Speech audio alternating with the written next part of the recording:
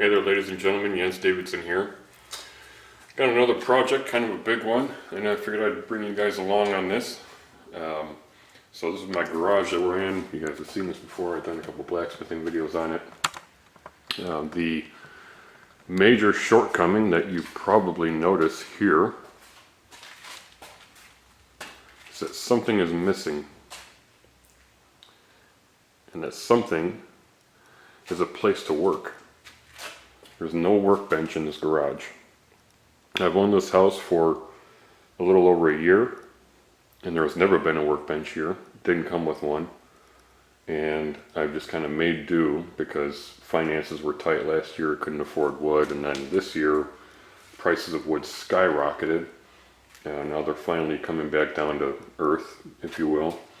So we're going to go ahead and get this underway. I'm going to put a workbench in this area, or at least this will be the first workbench. I plan on doing more than one in here. But what we're gonna do, I got a TV that I mounted up there. I made those brackets from scratch. Pretty proud of how that turned out. Forged these brackets on there and used some Torx lag screws. This thing is absolutely solid. I initially planned on doing two, another one up there, but with just the one, it's not going anywhere. So, but anyway, I'm gonna have a workbench along here. This is the south wall of my garage, and what I am figuring is that I will do a 12-foot workbench going from that door to right about here where that power strip is, and it's going to come out 2 feet. And then here at the door, I'm going to go from the wall to this post. It's an existing structural post, I assume. That's a 4-foot stretch, and we're going to come 2 feet this way. So the bench will be kind of an L. So we're going to do a fairly tall bench because I am a tall person. I generally want my workbench to be about elbow height, and for me that's 48 inches, that's 4 feet. And that's what we'll probably do. 4-foot tall workbench, so everything that I'm doing will be at elbow height. I think that'll work out really well. So let's go ahead and get inside to the computer, and I will draw up a 3D model of what I'm going to do, just because it's much easier to plan and materials that you need, etc. Alright, ladies and gentlemen, so this is SketchUp. Used to be a Google product way back in the day. I started using this when my brother introduced me to it back in probably 2006. And this is really the only CAD, computer-aided design program that I have really used and gotten familiar with. So I'm going to go ahead and walk you through utilizing this platform for designing a workbench for my garage. So this is what you see when you first open up a project. This is, your generic architect, I suppose. You could say adios to him just by selecting and hitting delete. So now we need to build ourselves a workbench using common material sizes that I can go and buy at a big box store like Home Depot or Menards or what have you. So we're going to start out with a frame, and we'll go ahead and build these from scratch. So I'm going to use, for the legs of this bench, 4x4 boards, and our overall height again is going to be 48 inches to the top. So we're going to go ahead and start by drawing some simple squares here. So I use keyboard shortcuts because they make everything so much faster. I'm going to hit R for rectangle, put our cursor at the origin here. That's 0 on all of our coordinates, and you can see in the lower right corner of the screen there's dimensions, and you see the format is inches, space, fraction of an inch, comma, the other dimension.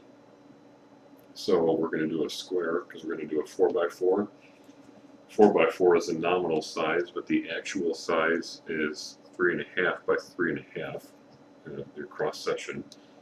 So we can do a decimal format here, 3.5, comma 3.5, hit enter, and that's our 4 by 4. Let's zoom in here because it's kind of small. I'm going to hit the space bar now, select it, and you can see it's got a bunch of dots on there that indicates that this is the selected object. And now we hit the P button. So P is a function called push, and you can see it here, push pull. That is a fantastic tool for whenever you have a fixed cross section, i.e. 3.5 by 3.5, and you wish to give it a third dimension. So our third dimension is going to be, well, let's see here. We're going to do a 48-inch overall height. We're going to have a sheet of 3/4 inch plywood on top of that. So 47 1/4, 47.25.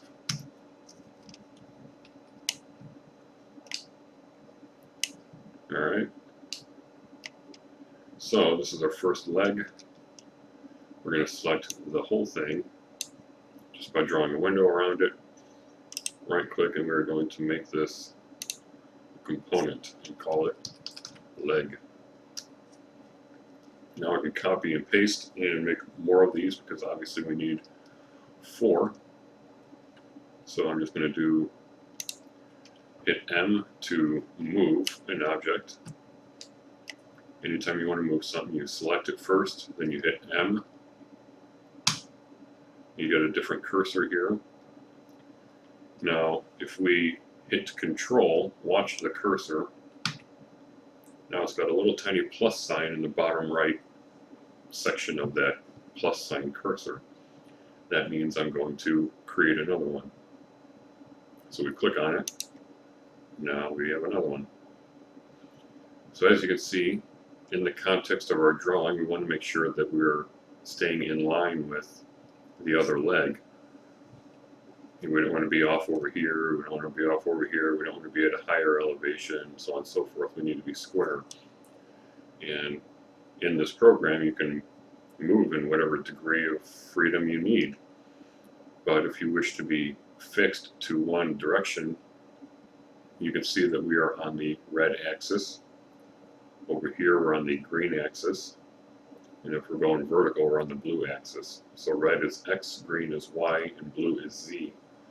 So for the red axis, if I want to stay fixed on that, I press the right arrow. And no matter where my cursor goes, it always stays fixed on the red axis, on the X-axis.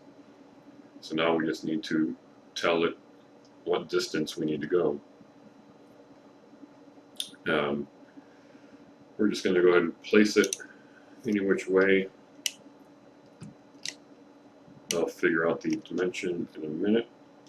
Right now we're going to take both of these things and we're going to move them again because we're going to do 4 legs. So we're going to hit M, Control, and you're just hitting Control, you don't have to hold it. Click our object, and now we're on the green axis, so I'm going to hit the left arrow to get the cursor fixed on the Y axis. And we'll put it some distance away. Now,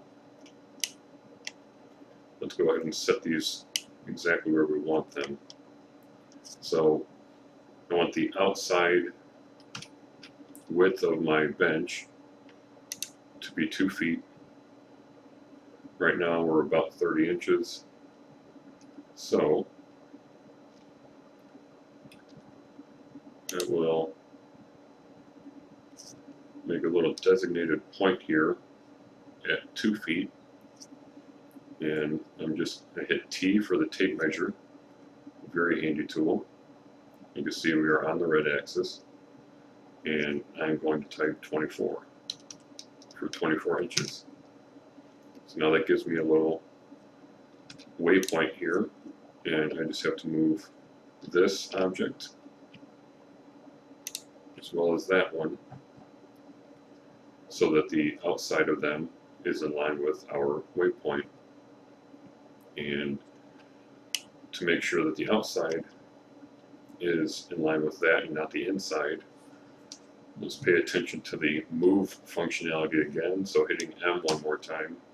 If I select this object here in the middle of it, then all of my motion is going to be relative to that center point, but we want to move it from the outside here, because otherwise if I move from the center, then my center would automatically get locked in with that waypoint.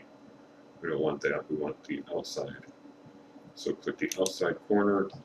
Again, we're going to hit the right key so we stay fixed on the red x-axis. And now you can see it locks us in on the guide point. And we'll verify our dimension, 24 inches, done.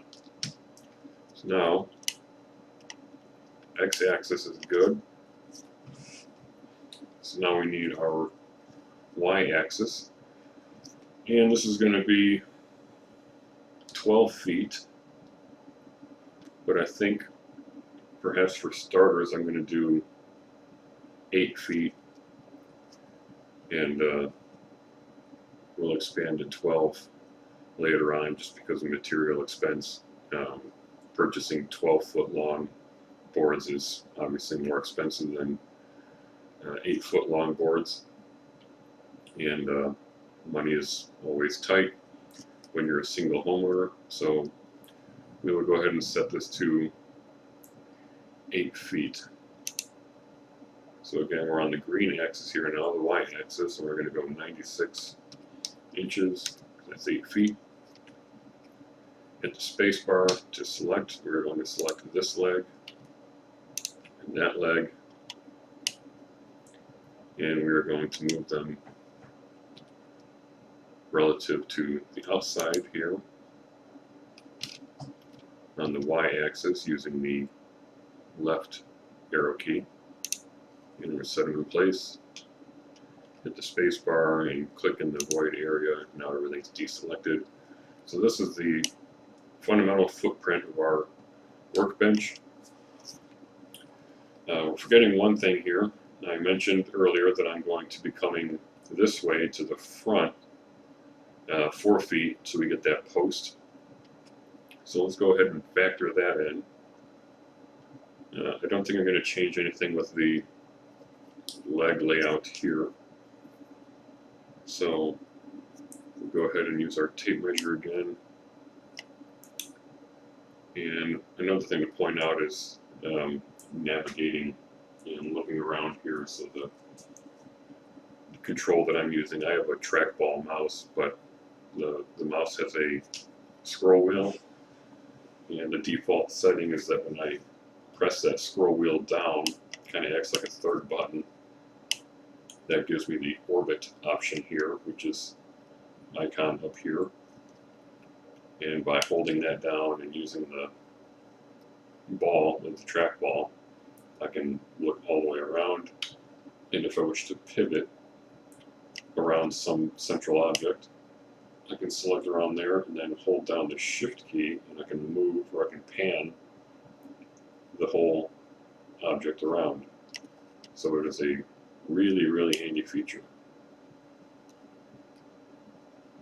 So anyway, back to work. We're going to get our tape measure, and we're going to measure on the red x-axis 48 inches. There's our new point. And we're going to grab 2 more legs. Just grab this one for now. I'm going to hit M. And then click on the outside corner here. We're going to hit Control. And lock it in on the guide point. And from this point here,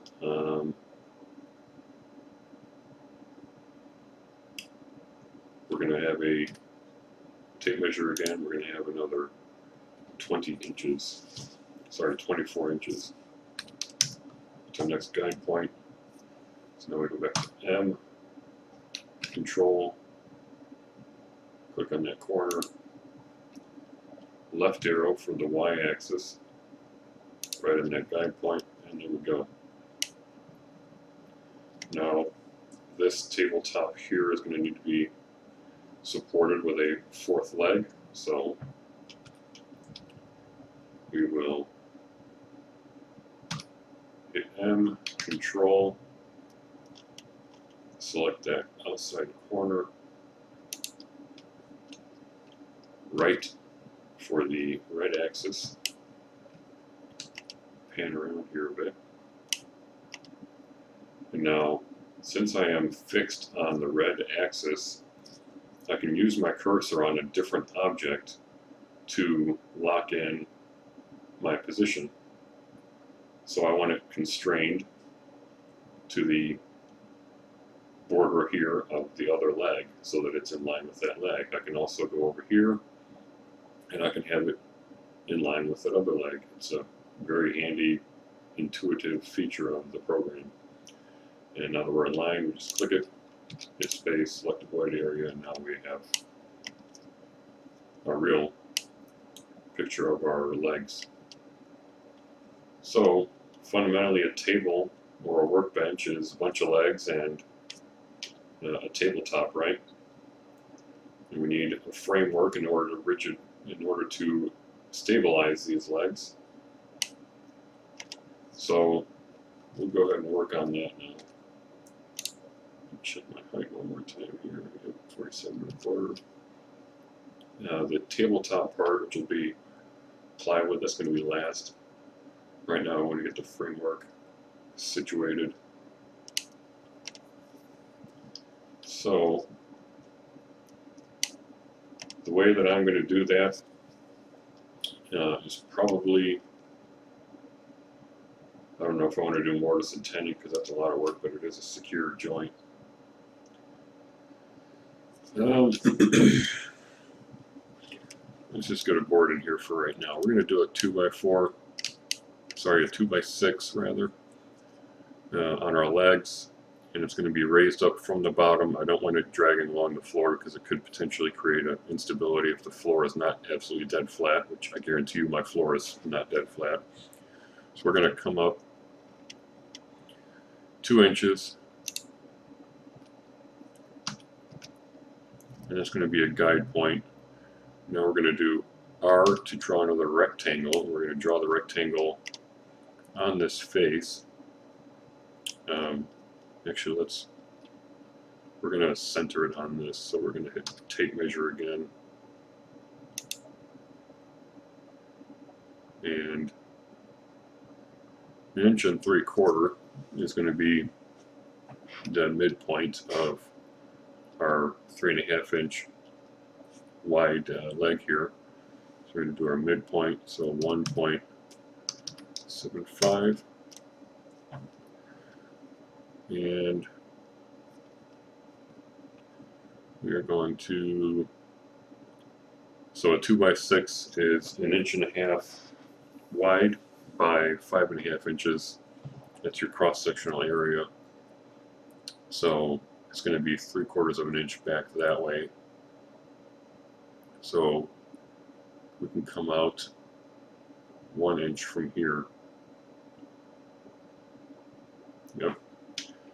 Let's reverse that. I didn't do the math in my head at the same time, so we'll just come in here 1 inch.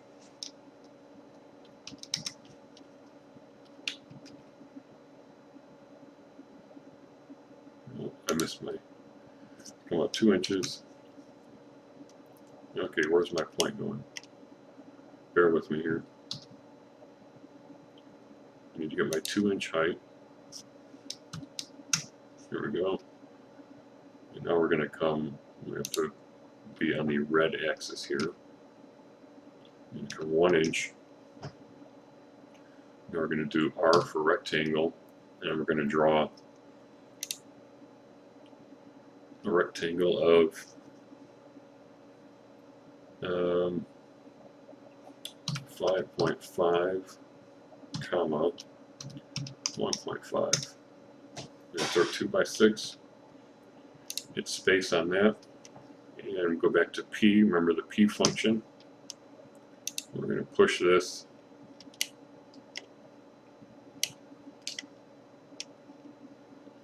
out here until we get to the other leg. And you can see it fixes it on the face, unless we really want to go past, but it is intuitive enough to see that we want to keep it on the face. Alright.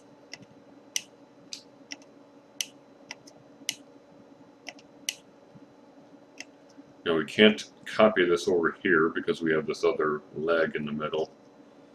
So we're going to go ahead and just repeat our measurements by coming up. Go back to tape measure. We're going to come up 2 inches. Going to come in 1 inch rectangle. 5.5 comma 1.5. Whoops.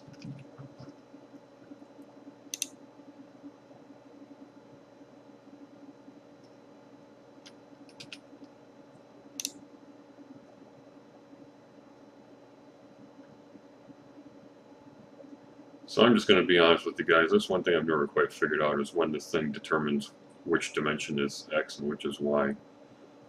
Because on the other leg that we drew, the first coordinate in my dimensions that I would type in was the height. And here it's flipped around. I don't quite get that, but you just have to pay attention to looking at your dimensions in the bottom right corner. You can see that the height one is the second one now, so we're going to do 1.5 comma 5.5. Again, we're going to P for push, and we're going to bring that to the other leg, constrained on the face.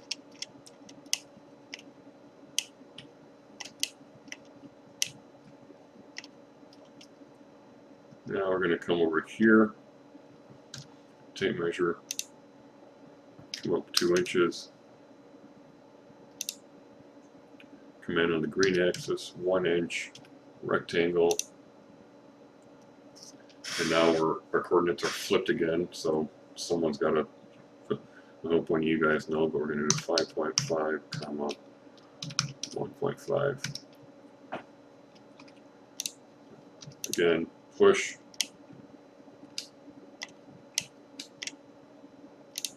on the face.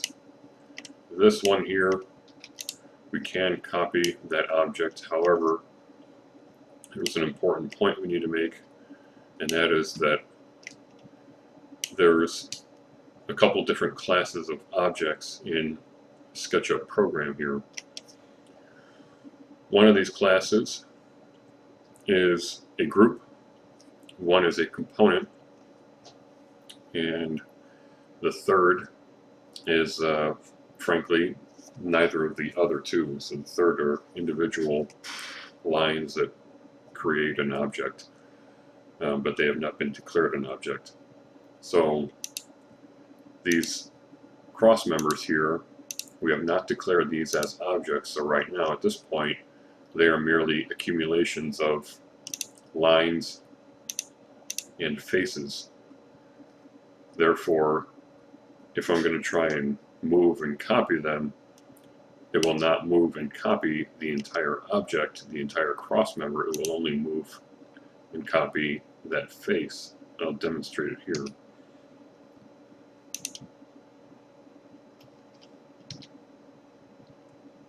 So it is moving that face, which effectively is our push-pull feature. We don't want that. We want it to move the entire object. So to do so, we have to declare these cross members as an object. And that makes life a whole heck of a lot easier as we get further and further into the weeds on this project, because anytime you want to attach something to this, if this is declared an object or a component, then when you attach something to it, they behave like two independent things. However, if I were to draw a rectangle on this, just like I drew a rectangle on that, it would try and pull that one with it. So we're going to take all of our legs,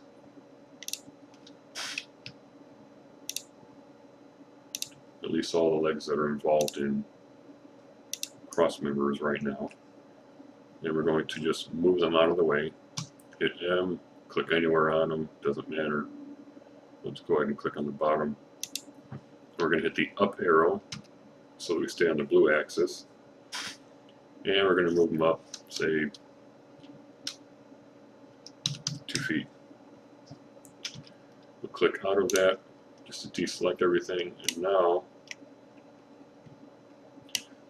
first thing, I'm going to delete all these waypoints that we have so far because we don't need them, and we're going to declutter. Control D will delete all of those. And now I'm going to draw a rectangle around this cross member. Right click on it, make component. And we're going to call this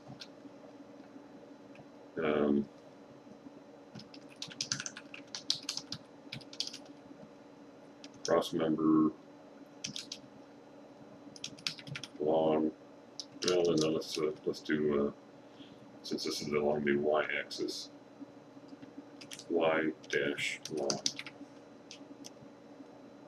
Hit create. I'm going to do a similar thing here.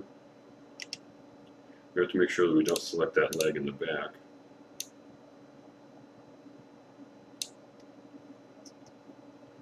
And we're going to right click.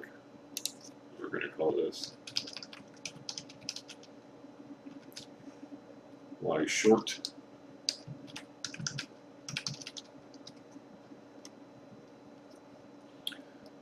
A feature about selecting objects. If basically the direction in which I draw my selection rectangle plays a role in what actually gets selected. So if I draw a rectangle from the top left corner to the bottom right corner, you can see that my window is encompassing features of the other two Y cross members that we just declared, but when I let go, they're not selected. So when you draw a selection rectangle from top left to bottom right, the only thing that is selected are objects that are entirely encased in it. Since these two legs are much longer and they were not entirely encased, they were not selected. Conversely, if I draw from right to left, so top right to bottom left, basically doing the same thing, now everything is selected because everything that comes in contact with that box gets selected.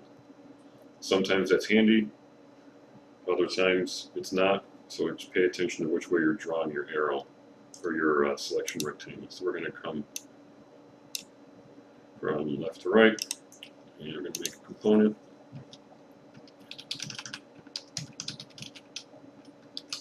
Cross member X short. Actually, these are going to be the same length. So I'm just going to call it X because these are identical. So now that those cross members are all declared, we can take these legs and bring them back down. I'm going to select them all again.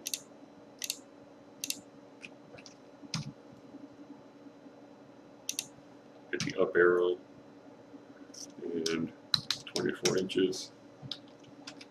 Now we're in place, and we can take our cross member here and control.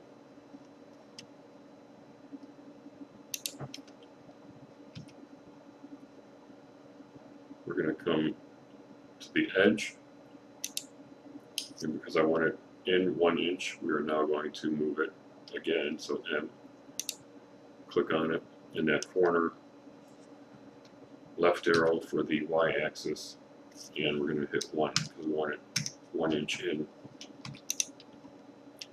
And we're good to go there. Now we just need a cross member here, which is going to be a shorter cross member. Get a tape measure.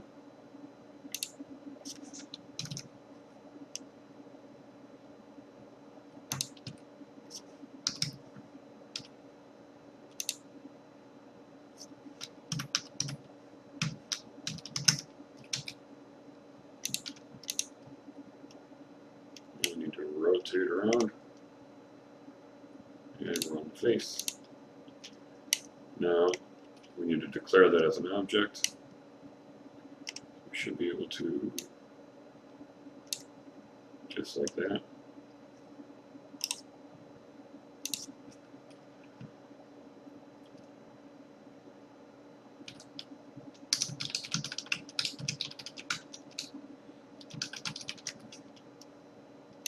We're going to edit this one actually. Edit component. Entity info. Sorry. Just entity info. Here we go. Gives us a little window here and we can change the name. I'm going to cross member X long. Alright. I'm going to hit Control D again to get rid of all those. Now we're going to do cross members here between that span and this span. They will be the same. Actually, are they going to be the same as this? They might be. Let's see. What was the total length of that one? I was not paying attention.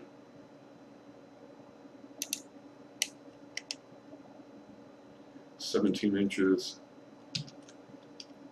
Where's our face-to-face here?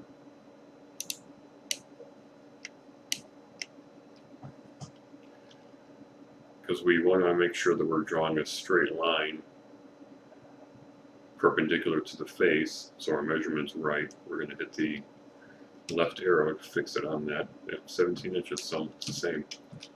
So we can take that component, M, Control, and we are going to move this bad boy down here. Right now we just place it anywhere and we'll get it in the right position.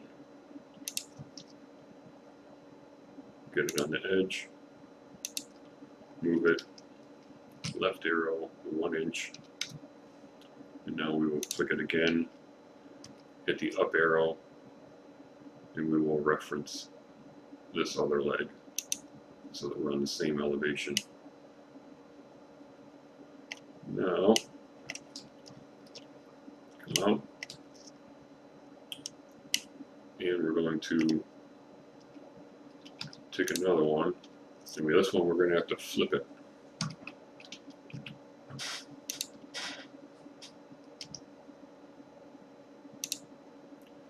So you see these 4 plus signs on that face. Those allow you to pivot or rotate the object. I'm going to hit escape because I don't want to pivot on that axis. If we rotate our camera to focus on the top, we have our plus arrows here. And so we're going to select that. And just like everything else, we can lock it in at 90 degrees. And our height is fixed already, so we're good there. We just need to get this thing set in our X and Y coordinates. So we want our Y coordinate to be constrained to that leg.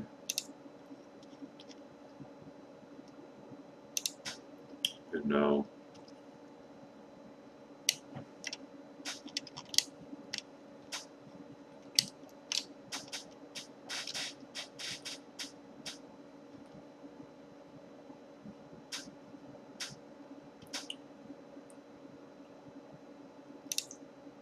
we're going to do the same thing, move it in 1 inch.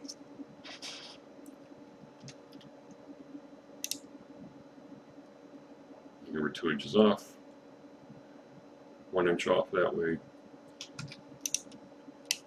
Everyone's happy. We're going to take this and do a carbon copy of it, and we're going to move it here to span that distance.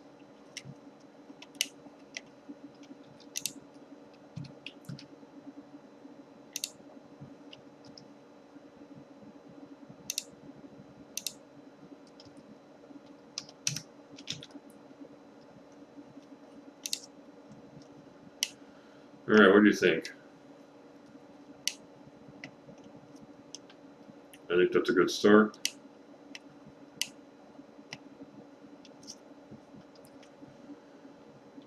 I'm a little, I'm not sure about this, if that's going to be, maybe we should have another leg there. I don't want to use a cross member to join up against a cross member. I don't know how stable that would be.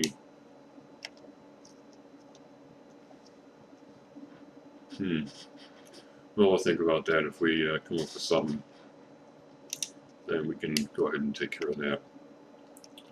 For now, we're going to do an upper cross member, and we can literally take every single one of these pieces and copy them and move them up, because those dimensions are going to be the same. So let's go ahead and do that.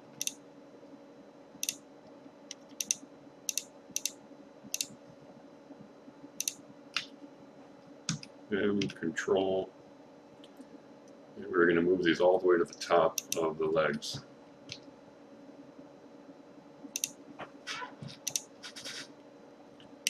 How do you like that?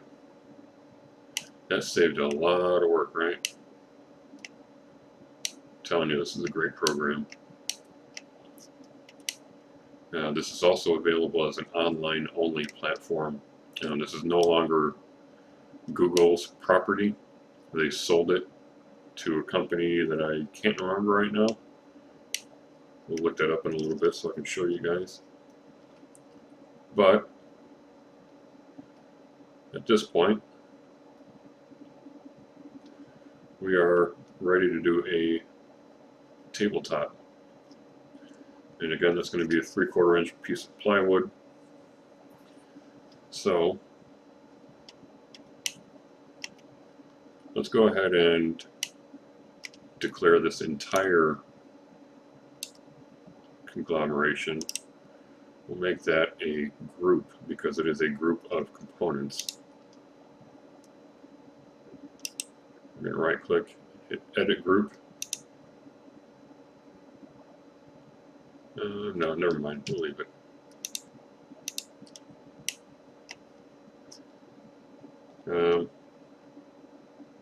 Let's see if we can change the color here. Let's make this look like wood. We don't have an awful lot of options for wood. I don't know if I can download more. I never really bothered, but this looks like 2x4. So we're going to go ahead and call that it. So that's our frame. Now we're going to draw some rectangles, 2 pieces for our top. And let's think about this a bit. Since all of these frames for the top are in the same plane as the top of the leg, that gives us a whole lot of area to anchor our tabletop or our bench top to it. So our legs are not the only anchor point. So we can either have one rectangle, one section of our bench top come like so,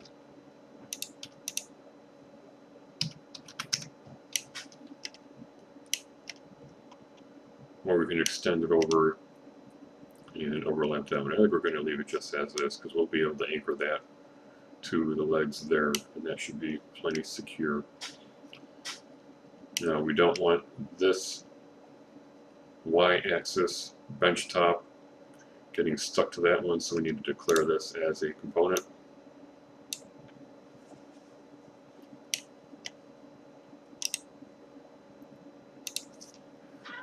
We call it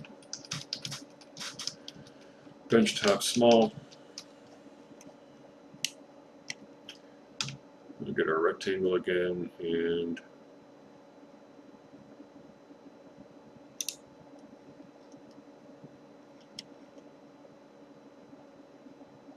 there we go, 8 foot by 2 foot.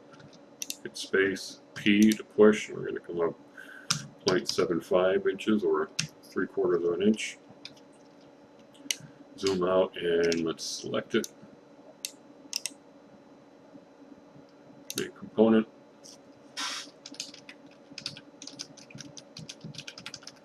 Large bench top. Alright. So that is the basic form of our workbench.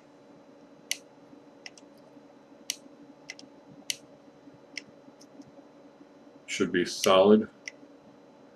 And the question is, do I want to do some cabinets in here or leave it as is? And I think we should have some cabinets in there.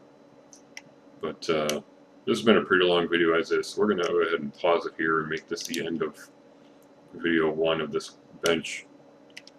And we will carry on in the next video. So thank you very much for watching. Please stay tuned because we obviously have a lot more work to get this workbench put together. But we will get there. And so please hit the like button. I'd appreciate it if you subscribe. I've been doing these videos for almost a year now. So thank you for your support, and we'll see you on the next video.